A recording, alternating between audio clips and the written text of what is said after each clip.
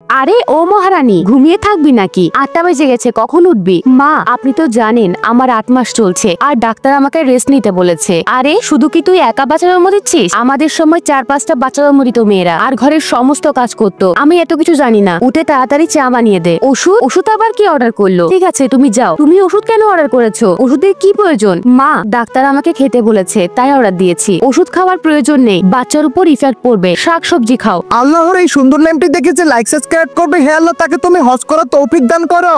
দেখ মা, এই অবস্থায় তুই কাজ করবি না, তুই শুধু আরাম কর। আরে মা, আরামের কথাই মনে পড়লো, আমি তো ওষুধ আনতে ভুলে গেছি। এখানে আছে, এগুলো রিদ্দির ওষুধ। হ্যাঁ মা, এই ওষুধগুলোই তো, কিন্তু এগুলো আমি কি করে নেব? এগুলো তো ভাবির ওষুধ, ও তো ভুল করে অর্ডার করেছে, ওর ওষুধ প্রয়োজন নেই। আরে মা, এই ওষুধগুলো দিদি কিভাবে খাবে? ওষুধ খেলে তো বাচ্চার উপর ইফেক্ট পড়বে। আর ইস্যু, তুমি তো বসে বসে বোর হচ্ছ তাই না? যাও কিচেনে যাও, কাজ করো। আরে অনেক হয়েছে, তুমি ওর অবস্থা দেখেছো? আর এই অবস্থায় ও কাজ কি করে করবে?